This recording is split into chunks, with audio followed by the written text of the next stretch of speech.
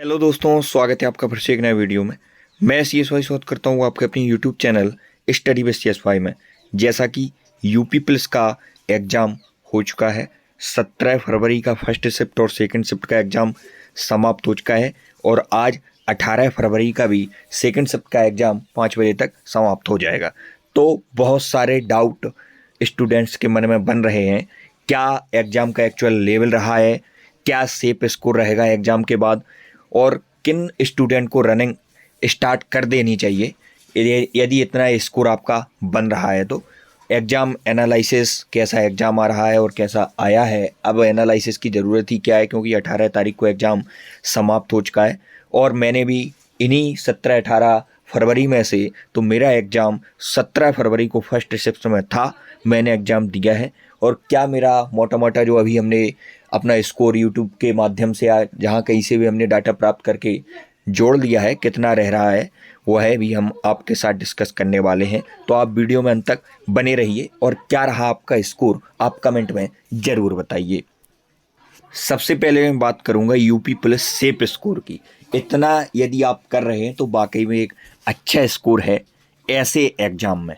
Subject wise हम देखने वाले हैं। यदि अभी तक आपने अपने यूट्यूब चैनल को सब्सक्राइब नहीं किया है तो आप सब्सक्राइब करके जुड़ जाइए। यहाँ रेगुलर बेस पर अच्छे से चीज़ें कराई जाती हैं जो कि आपके लिए बहुत इंपॉर्टेंट है। हमने तरीक़ा से पूरे मॉक टेस्ट एनालिसिस भी कराए थे और हिंदी की क्लासेस जो हमने अपलोड की थी उनमें से ही हिंदी में बहुत सारे क्वेश्चन देखने को मिले हैं। यदि आपने देखी हैं तो आपको पता होगा। हिंदी की यदि हम बात कर लें तो हिंदी वास्तव में ईजी पूछी गई है, लेकिन इसमें थोड़ा सा ईजी के चक्कर में जब OMR शीट पर ऑनलाइन प्रैक्टिस कर कर जाते हैं और OMR शीट फिल करते हैं तो कुछ गलतियां हो जाती हैं। तो हिंदी में यदि आप 30 क्वेश्चन करेक्ट कर रहे हैं तो वाकई में आपका अच्छा स्कोर है। 30 क्वेश्चन हिंदी में बनाने लायक थे। जीके में जीके ईजी पूछी गई है पहले की अपेक्षा। जैसे और एग्जाम में जीके ज़्यादा खतरनाक पूछी जाती है, लेकिन इसमें जीके पढ़ी हुई आई हुई है। यदि आपने पढ़ाई है जीके तो आप आसानी से 23-24 क्वेश्चन बना सकते हैं। मैथ्स तो मैथ्स में 2-3 क्वेश्चनों ने सभी को परेशान किया, चाहे 17 तारीख को हो चाहे 18 तारीख का शिफ्ट हो, सभी को 2-3 क्वेश्चन ने परेशान किया है। तो 17 क्वेश्चन को मैंने लिया है। ओवरऑल 20 क्वेश्चन या इसी के आसपास था। पूरा वही जो सिलेबस था उसी के अकॉर्डिंग पूरा पेपर आया है अच्छे से।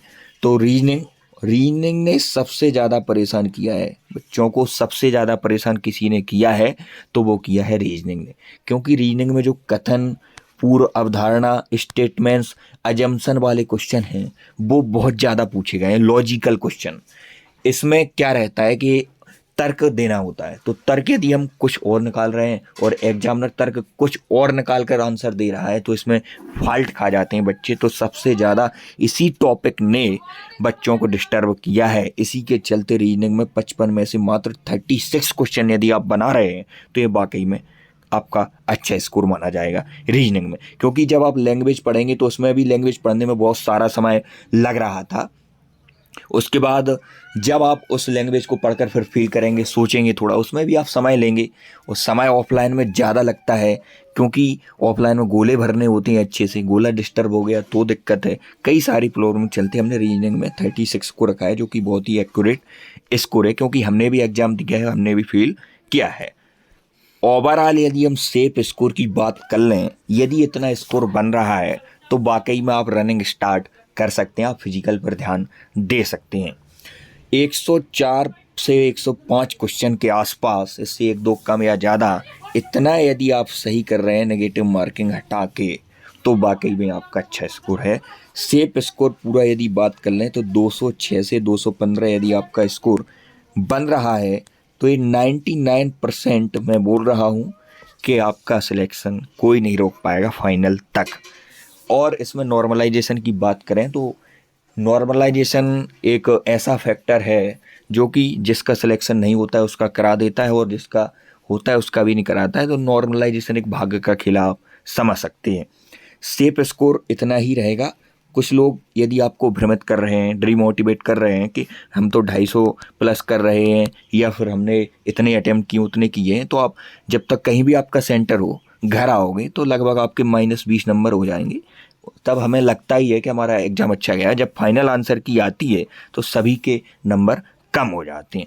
तो आप यदि मुझ पर थोड़ा सा भी ट्रस्ट करते हैं तो आप इस बात को मान लीजिए कि इतने यदि आपके नंबर हैं तो इतने में आप रनिंग चालू कर सकते हैं। यह सब एक डेटा के आधार पर, जैसे मैंने एग्ज़ाम दिया फिर एनालाइज किया, उसके आधार पर मैं ये सब बातें आपसे कर रहा हूँ, जो कि एक अनुमानित बातें भी हो सकती हैं, क्योंकि जब तक रिजल्ट फाइनल नहीं आया तब तक कोई ये नहीं बता सकता कि इतने में सिलेक्शन होगा। ये सब एक अनुमानित बातें हैं। यदि हम बात कर लें कि एग्ज़ाम में नंबर कम होने के कारण क्या रहेंगे, इस एग्ज़ाम में यदि आपने यूपी प्लस का एग्ज़ाम दिया है तो इसमें यदि नंबर आप किसी से ज़्यादा सुन रहे हैं तो उनके नंबर कैसे कम होंगे या नंबर कम कैसे होते हैं ऑफलाइन एग्जाम में, उसके हम 2-3 पॉइंट आपको बताने वाले। सबसे पहला फैक्टर है ऑफलाइन एग्जाम का कि ऑफलाइन एग्जाम में समय ज़्यादा लगता है। जब आप गोले फील करेंगे अच्छे से, एक बार यदि गोला फील कर दिया उसके बाद आप इसे मिटा नहीं सकते हैं, तो हमें लग भी रहा है दूसरी बार कि क्वेश्चन हमने गलत फील कर दिया तो वो तो गलत ही हो गया। इसलिए ऑफलाइन एग्जाम में समय भी ज़्यादा लगता है। किसी भी आप अपने रिलेटिव से जो अच्छा पढ़ाई करता है, आपका मित्र है कोई भी है, उससे आप पूछ लेना, उसको समय में थोड़ी बहुत प्रॉब्लम आई ही होगी, क्योंकि ऑनलाइन आपने प्रैक्टिस की है। ऑनलाइन में तो बस फिंगर हमें रखनी होती है, धचाक से क्लिक हो जाता है और आंसर दे देते हैं। वहाँ आपको ऐसे रच के गोला बनाना पड़ रहा था, तो 10 से 15 मिनट तो आंसर ही खा गई आपकी। छात्र अधिकतर ऑनलाइन एग्जाम देते हैं, ऑनलाइन मॉक टेस्ट देकर गए थे, ऑफलाइन ज़्यादा किसी ने फोकस नहीं किया। जिसने किया होगा उसे लाभ मिला होगा। रीजनिंग ने जो यदि कट ऑफ कम जाने का कारण है तो वो है रीजनिंग, स्कोर कम होने का कारण है तो वह भी है रीजनिंग ऐसा विषय है जिसमें समय ज़्यादा लग रहा है एग्जाम में, पढ़ने में, तर्क वाले क्वेश्चन पढ़ने में, और गलती भी हो रही है। यह आपके कुछ पॉइंट हैं जिसके आधार पर मुझे लगता है कि कहीं ना कहीं कट ऑफ कम जाए। वीडियो के अंत में मैं यही बात कहूँगा कि डिमोटिवेट ना हो। सफलता समय मांगती है, सफलता एक दिन में नहीं लेकिन एक दिन जरूर मिलती है। तो आज की वीडियो में इतना ही, मिलते हैं नेक्स्ट वीडियो में, तब तक के लिए जय हिंद। क्या रहा आपका स्कोर कमेंट में जरूर बताएं।